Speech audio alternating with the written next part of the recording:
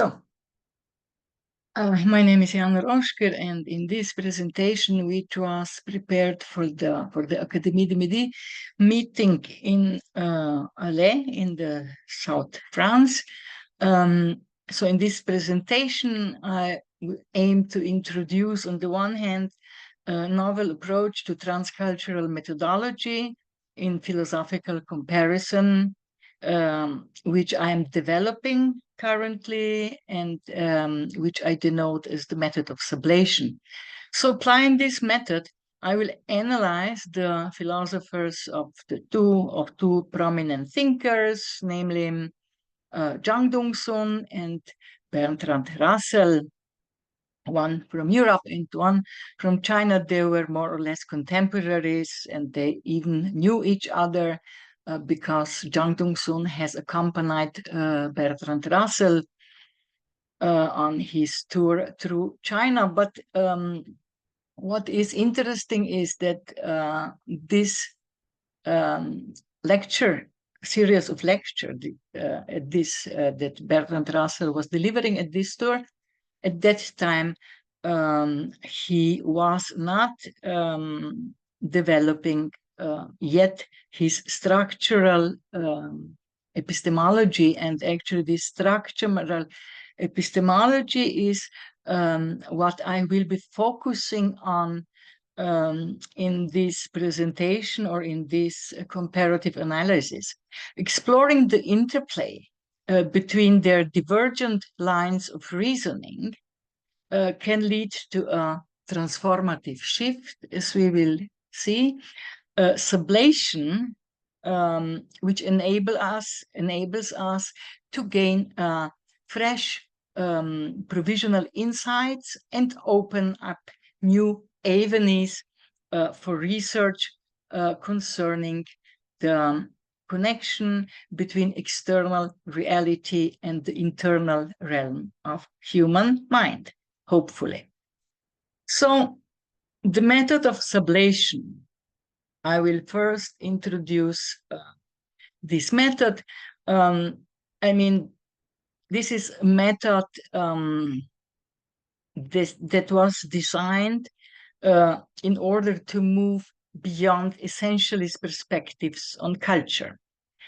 Although it is called sublation, this might somehow evoke association that it is a Hegelian method. In fact, it has not much to do with the Hegelian dialectics, although the method of transcultural sublation is, of course, also dialectical method, but it is not based on the laws of the European formal logic, but rather on the Chinese dialectical model of correlative mutual complementarity.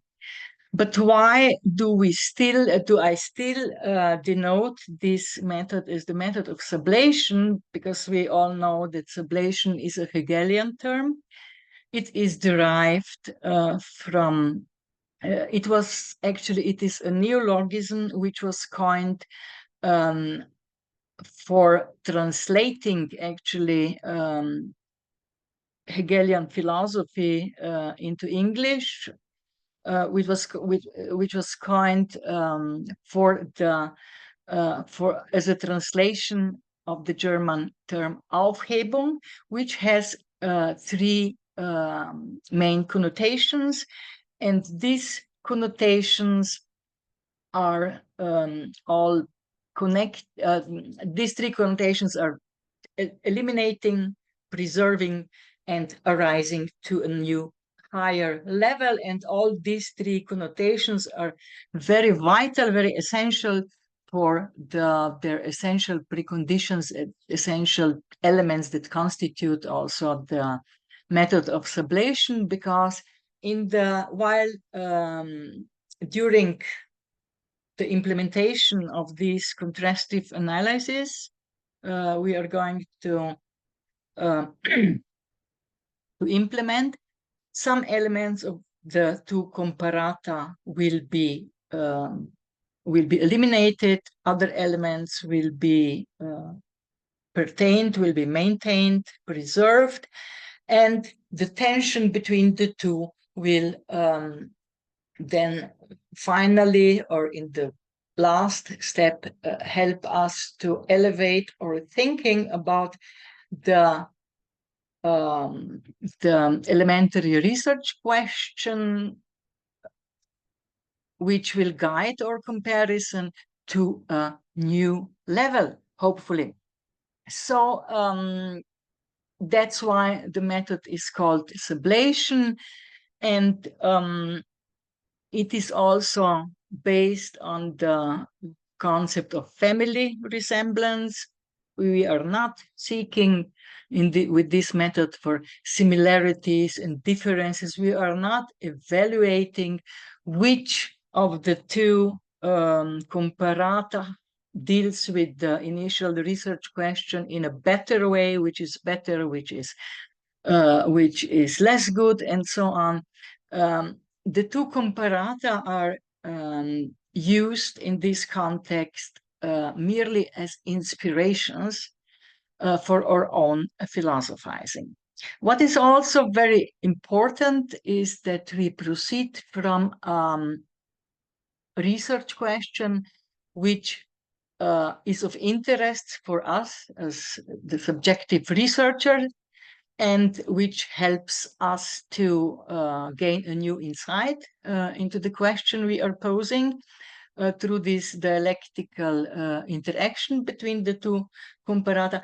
And this, what is also important is that this question, this research question, this basic research question has to be relational.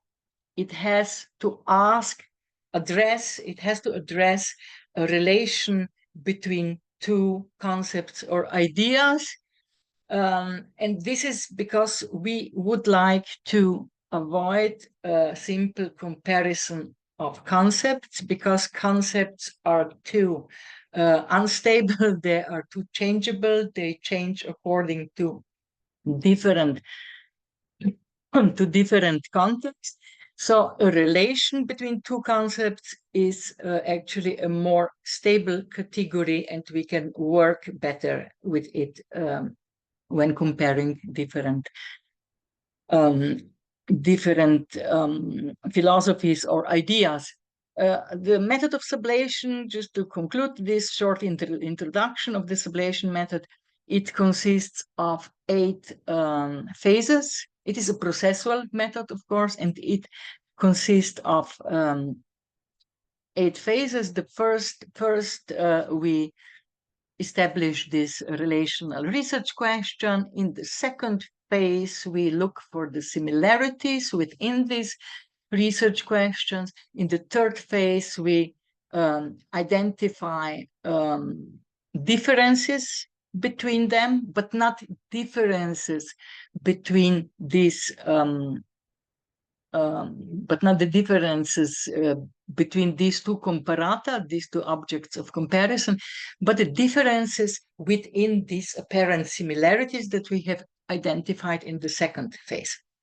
In the fourth phase, then, we try to link these differences to referential frameworks into which both each of the two comparata are embedded. In the fifth phase, we, on this basis, more easily identify insufficiencies or flaws that are present in both comparata.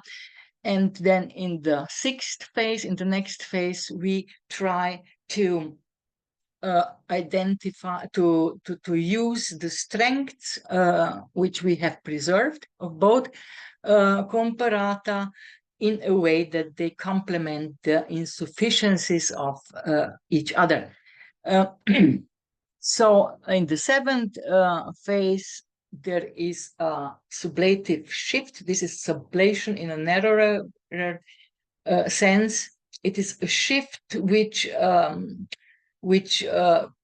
comes to life because of the tension that has accumulated between the two comparata due to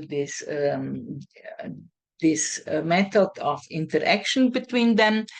And this shift leads us then finally to the sublation phase 8, which manifests itself in a new insight, new idea, new thesis, or even a new basis of a new theory that is connected to the initial research question. So let's begin now. And in the beginning, I will just shortly introduce the two philosophers under comparison. Here one is Zhang Dongsun. Epistemology was in the core of Zhang's philosophy, which starts with a pluralistic approach based on the revised interpretation of Kant's ideas. So he proceeded somehow from this Kant's neo-realism, and he developed a unique system known as pan-structural cosmology, or in Chinese, 反角构主义, influenced to some extent by Chinese Buddhist philosophy, which was the foundation of his worldview. His epistemology was based on a so-called pluralistic theory of knowledge, namely Duo Yuan, Ren Shilun in Chinese. So now we shall shortly explain these two terms, Duo Yuan, Ren Shilun, and Fanjia Goujui. So we'll start with Fanjia Goujui, pan-structuralism.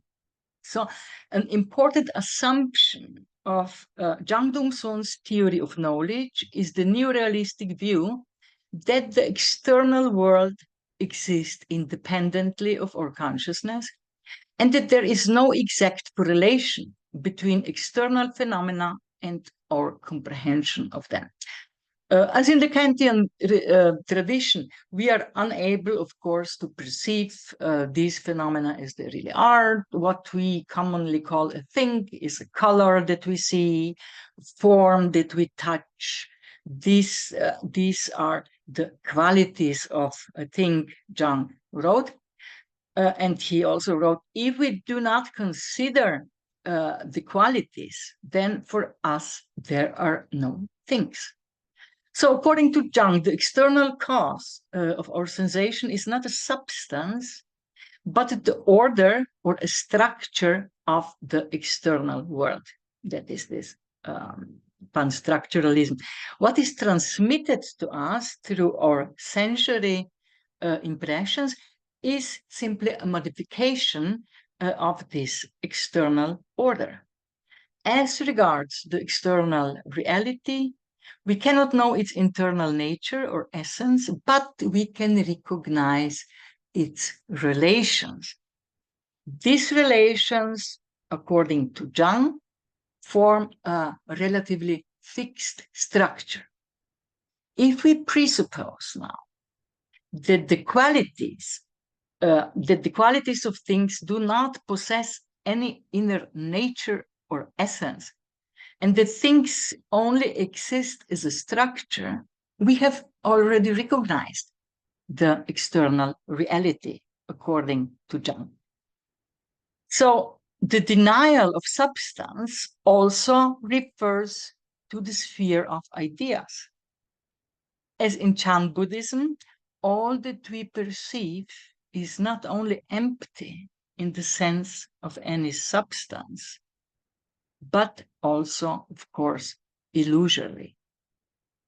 And now this is the core of his epistemology. And now also we should also look to this second important principle, or how he saw actually his epistemology in general.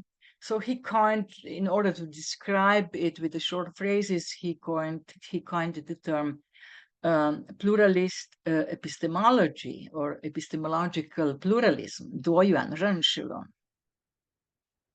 So with these phrases, he described his theory of knowledge because he believed that the fundamental components of our cognition are independent and they cannot be simplified or broken down into one another or into even smaller parts or elements. So according to his perspective, knowledge relies on essential factors such as sensation, external order, transcendental forms, logical postulates, and concepts. So each of which maintains its distinct origin and cannot be reduced to others. This pluralistic standpoint sets his theory apart from both epistemological monisms, which seeks to unify the known with the knower, and epistemological dualism, which merely acknowledges the division between the subject of and object. So his theory goes beyond both of these categories. So for Zhang, who does not acknowledge the existence of substance, reality is a process of constant change that manifests itself in the interrelations of particular entities. His cosmology is not metaphysical. In his view, this constitutes another difference between Kantian philosophy and his own. So in Kant, metaphysics is, of course, not really abandoned, even though the priority given to epistemology radically alters its role. So Jung's upgrading of Kant is, of course, in fact, limited to the Kantian theory of knowledge. In his ontology, however, the Chan Buddhist impact is much stronger. If we reject the existence of substance, clearly the object we perceive cannot possess any ontological status. Or, as Jung puts it, plural epistemology advocates the view that sense impressions are non-being. Therefore, they are without a position in the ontological sense. So he compares this to cosmic emptiness, which is, as in the Buddhist view, cannot be compared or cannot be equated with nothingness, but only with the absence of substance, an unchangeable nature, or a self-contained, self-sufficient being. Since cosmos only consists of relational connections, it does not include any independent, autonomous entity. This is also one of the principal reasons why the existence of substance is impossible in Jung's view. The world is a series of functional relations. In Buddhist cosmology, the world, which is void in itself, is a universal, eternal, and unchangeable law of causal relations, yin-yang. Combining the Buddhist idea of non-substance with the theory of evolution, Jung held that the structures of the universe, although empty, are in evolution, and new kinds of structures may emerge due to changes in the combination of various structures. However, the new forms of being which appeared in this context were, in his view, a product of structural and not of substantial changes or changes in the substance.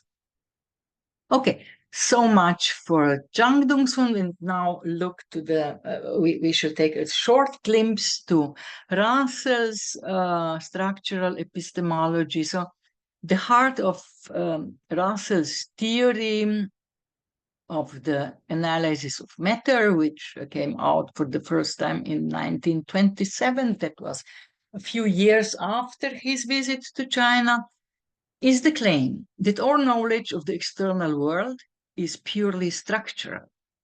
By adopting a relational correlative view, Russell also emphasizes the interconnectedness of the observed phenomena and how they depend on one another to form a coherent picture of what we see as reality. He exposed that through the lens of physics, our understanding of the external world is shaped by the relationships and correlations between different entities and their interactions. Rather than perceiving objects in isolation, physics allows us to comprehend them within a broader web of connections, where their behaviors and properties are intertwined with those of other elements in the system. He suggested that the counterparts would form a world having the same structure as a noumenal world, a fact which would allow us to infer from the phenomena to the truth of all propositions that can be stated in abstract terms and are known to be true of the phenomena.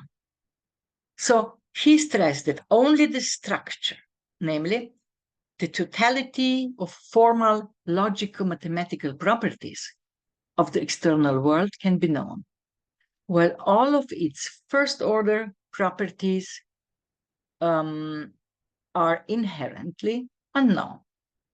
This logico-mathematical structure, he argued, can be legitimately inferred from the structure of phenomena or the world of percepts. Since this inference is legitimate from an empiricist perspective, the intended conclusion, namely that the unperceived or unobservable world has a certain knowable structure, so this will be accepted, of course, too, on this basis. So, understanding events in the external world, therefore, requires us to draw inferences from our perceptions.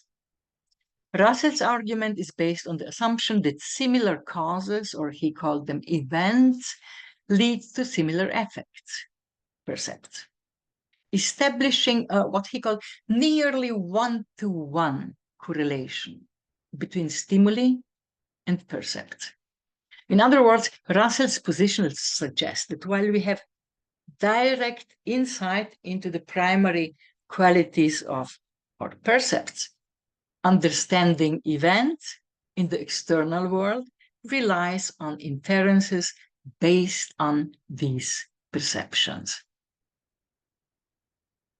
So, by recognizing the relationships between causes and effects, we can infer the logical structure of the physical world, but not its intrinsic character. We still cannot, of course, know its intrinsic character. According to Bertrand Russell, this intrinsic character of things or events is tightly connected to the concept of substance, in his view, and in a big contrast to traditional Western understanding, the notion of substance is tightly linked to the concept of relation. According to him, the relationships between effects in our perceptions mirror the relationships between causes in the external world. Therefore, by examining the structure of our perception, we can deduce a significant amount about the organization of the physical world, but not its intrinsic nature, of course. In other words, we can only grasp the logical form of structure involving second or higher order properties and relationships of events in the external world. So he establishes a connection between the concepts of substance and human language. And he lends it an inherent universality that resonates across various cultural and linguistic contexts. But many scholars of Chinese philosophy, including Zhang Dongsun, who has written quite a few substantial studies about the absence of substance in the Chinese philosophy and in Chinese in the structure of the Chinese language.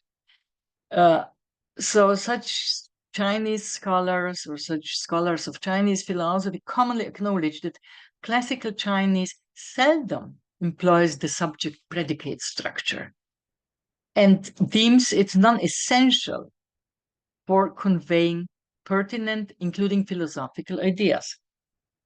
Consequently, Chinese philosophy and logic function without relying on the notion or existence of substance. However, there appears to be a contradiction in Russell's stance. On the one hand, he confers a sense of universality to the notion of substance, viewing it as objectively existing and being intrinsically linked to human comprehension and the human mind itself.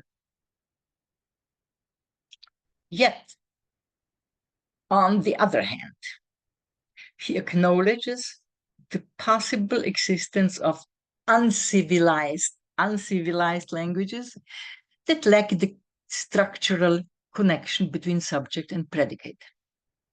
This implies, logically, that those who use such languages might be considered inferior in their understanding and mental organization.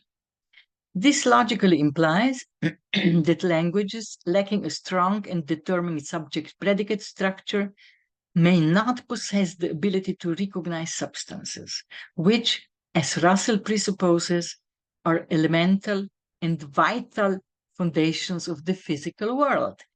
So his distinction between civilized and uncivilized languages suggests somehow certain elements of cultural racism.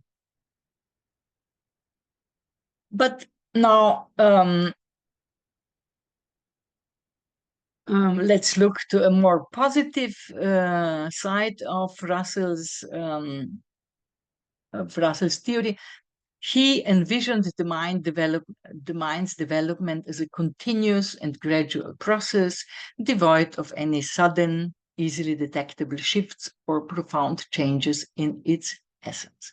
As we have seen, similar to Zhang Dongsun, he also connected his theory to the theory that was very involved, that was very fashionable at the time, namely the theory of evolution. And as we could see, similar to Zhang, he also made this connection. But in contrast to Zhang, he has criticized the theory of evolution, and he says, it is of greatest importance to remember that from the protozoa to man, there is nowhere a very wide gap, either in structure or in behavior. From this fact, it is highly probable inference that there is also nowhere a very wide mental gap.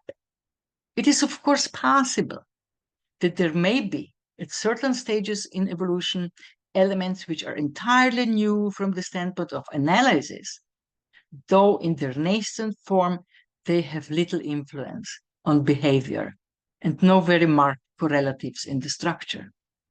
But we shall find that there are no facts which refute the hypothesis of mental continuity. And that, on the other hand, this hypothesis affords a useful test of suggested theories as to the nature of mind. So much about his theory critic, interesting critic of the theory of evolution. But now after this short introduction of the two philosophers on their observation and of their structural epistemologies, we shall proceed with the sublation method. The initial step involves formulating a relational research question, as we have seen in the introduction. And because this relational research question facilitates the implementation of conceptual comparisons instead of merely comparing concepts. So the research question is, what is the nature of the interconnections between the structures of the human mind on the one hand and the structural network of relations in the external world? Now let's proceed with the second step of the sublation method. And there are many similarities if we view the two theories through the lens of this relational research question about the relation between the external and internal world. We can find many similarities, of course, in both philosophies, but the most important ones, I would say the vital ones, are three that we can identify. First, in both philosophers share the view that the spheres of reality and phenomena are ordered by the same structure, which is a system of relations. This structural order forms the foundation of our perceptions, for our perceptions and knowledge of the world around us. Second similarity, they share the idea that we might not be able to fully grasp the internal nature or essence of the external reality, but we can grasp and recognize its relations. And third similarity, both philosophers connect their theories of the human mind with the concept of evolution. So now let's proceed to the third step of the sublation method, namely, let's try to identify differences not between Zhang and Russell's theory, but differences within this apparent similarity. So first, let's look to the first similarity, that they both acknowledge the fact that the spheres of reality and phenomena are ordered by the same relational structures, which forms the foundation for our perceptions and knowledge of the world around us, right? So the crucial difference within this similarity is connected to the view on the nature of these relations. In Zhang's view, these relations are all that really exist in the world, which does not include any substance. Zhang's critique of substance was quite radical, for he denied the real existence not only of the smallest particles of matter, but also of quanta, electrons, and even electromagnetic waves. In contrast, Russell places great significance on the notion of substance, which serves in his philosophical framework as fundamental building block in shaping his understanding of reality. He employs rigorous analysis, including an examination of the structure of language to support and validate his stance on the significance of substance. So, and now let's look to the second similarity, which consists in the fact that they both acknowledge that we cannot fully grasp the internal nature of essence of external reality, but we can understand, or we can get to know their relations. So what is the key distinction within this apparent similarity? It lies in the very nature of this structural and relational comprehension.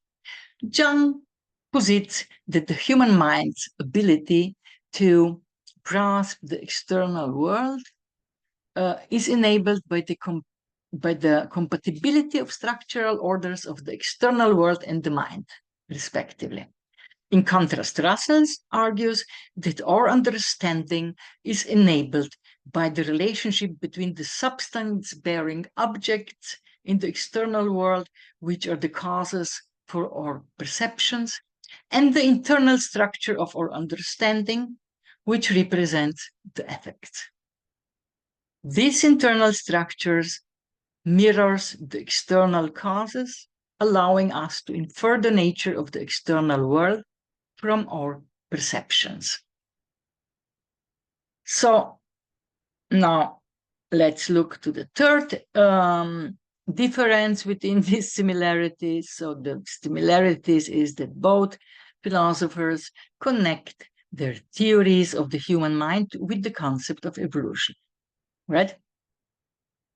So Zhang held that the structure of the universe, although empty, are in evolution. And new kinds of structure may emerge due to changes in the combination of various structures. This notion encompasses the emergence of novel species and the hierarchical relationship between lower and higher forms of existence, where the higher forms exerted control over the lower ones. According to him, evolution is a modification of simpler structures into more complex ones and a joining of partial entities into more universal ones. While these structures still remain structures after their modification, they now differ from their previous forms not only quantitatively, but also qualitatively, right? And Russell, on the other hand, as we have seen, emphasizes that quantitative growth may mislead us, for it brings the illusion of progress, while true evolution lies in the qualitative shifts that redefine the essence of existence. Thus, in principle, he held a highly critical stance, as we have already seen, towards the the very idea of evolution as a scientific method, emphasizing that biology, which evolutionism heavily relies on, is not the sole or ideal model for all sciences to conform to. And thus, evolutionism is not a truly scientific philosophy in either its approach or the question or the questions it addresses. He emphasizes change is scientific, progress is ethical. Change is indubitable, whereas progress is a matter of controversy. In short, his critique rests on the fact that evolutionism confuses ontology with axiology. So the next step of the sublation method, the fourth step, is linking differences to referential frameworks into which both philosophies are embedded into their traditional and cultural context. So these differences can be linked to these frameworks, and Zhang proceeds from the paradigmatic framework of traditional East Asian philosophies, and those philosophies are, of course, processual, and therefore they cannot establish a concept of being nor of substance, and they don't need it.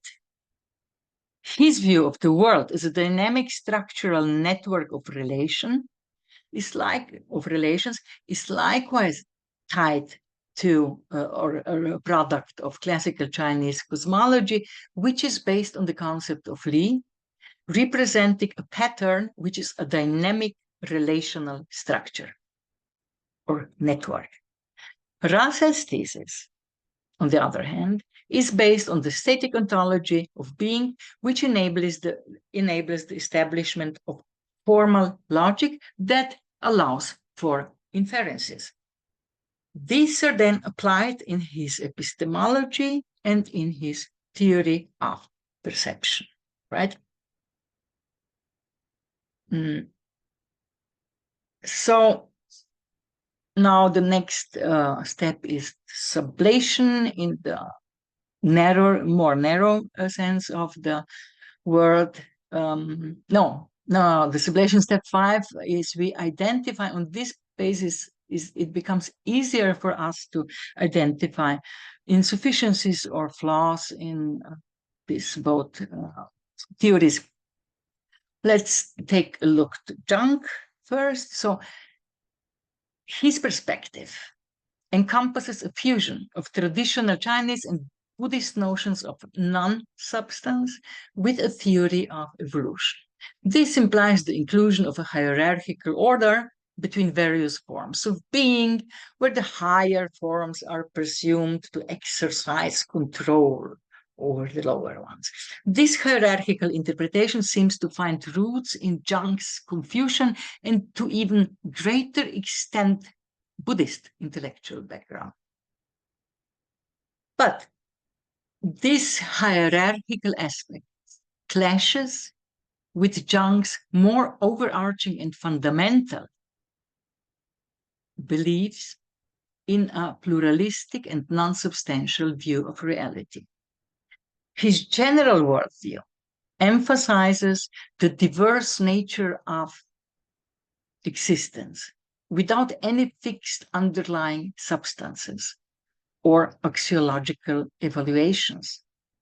This, of course, raises profound questions about the coherence of his theory. And now let's take a look to Russell. One of the main flaws of Russell's theory is, in my view, that it is allegedly based upon an isomorphism between the structurally related objects of the external world and the mind, respectively. But this isomorphism does not provide a foundation for inferences, which are supposed to be based upon mathematically exact equivalence. Russell, however, speaks of a roughly one-to-one relation, failing to justify why this should be so. For example, why cannot the same stimuli produce different perceptions at different times or in different individuals in different contexts? Further, does it really make sense to speak of a roughly one-to-one relation? Either we have one or there is not one. If it is, we have structure transference, but if not, then we do not, right?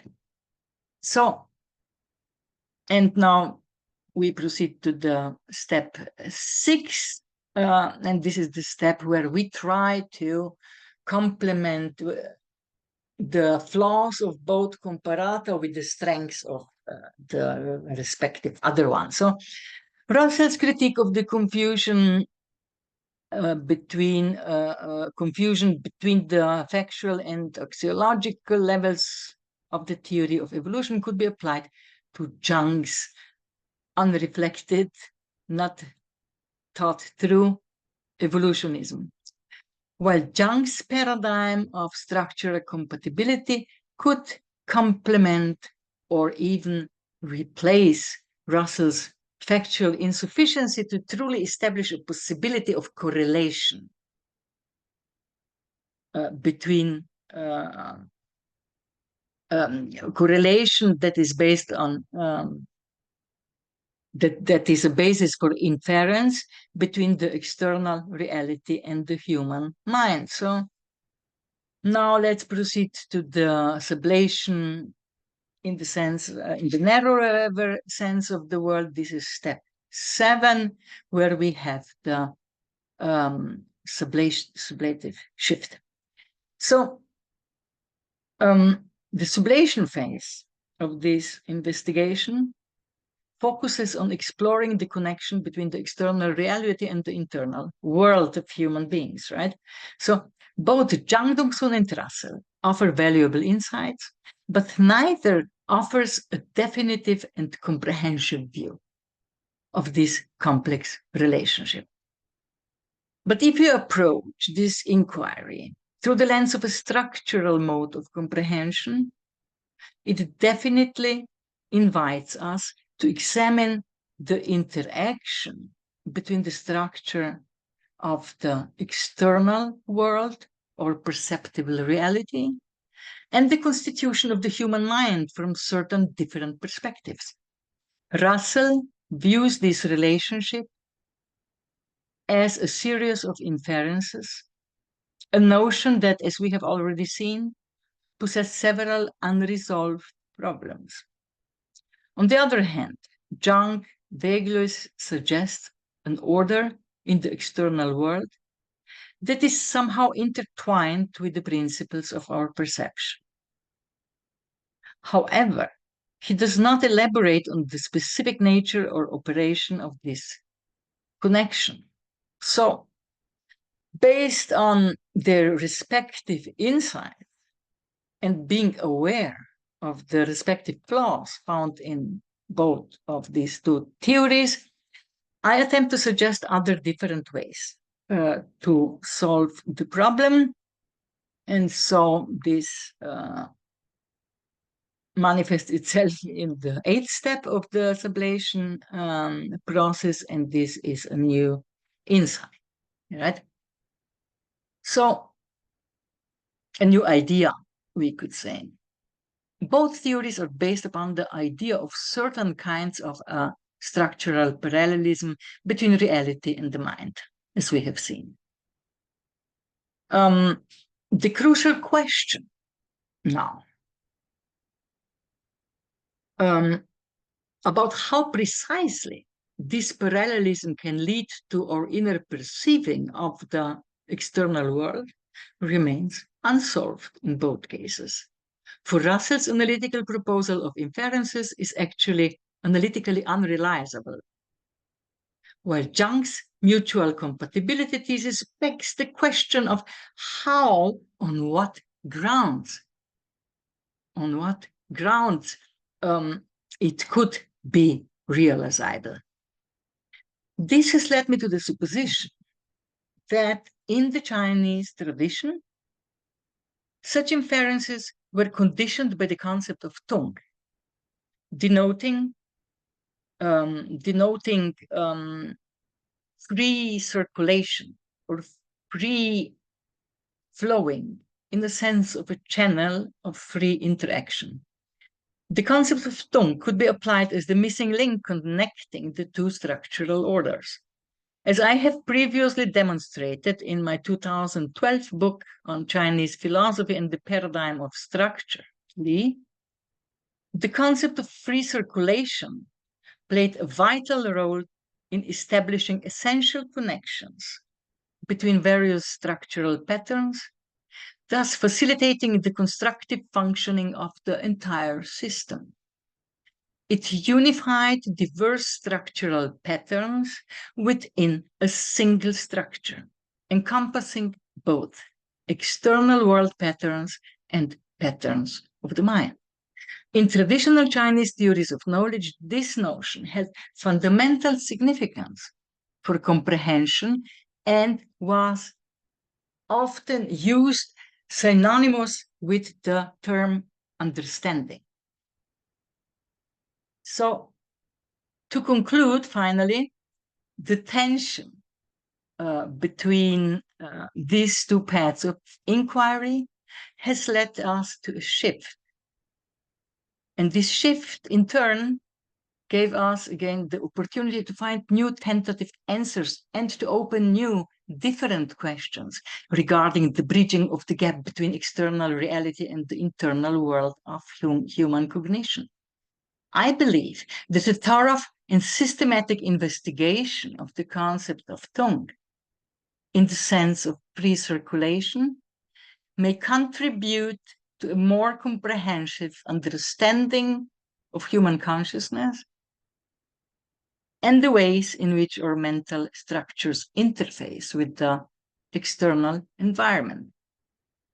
This concept holds the promise of yielding not only deeper insights into the process of perception, cognition, and knowledge formation, as demonstrated in my previous work, as it extends beyond the boundaries of perception and the compatibility between the external and internal worlds. Therefore, conducting an in-depth investigation into the idea of tone has the potential to furnish us with new tools to explore the relations between the theory of human perception, epistemology, and ethics, while also delving into the realm of cosmology, possibly. So, and with this humble hope, I will now conclude my presentation, and I would like, of course, to thank you all for your patient listening.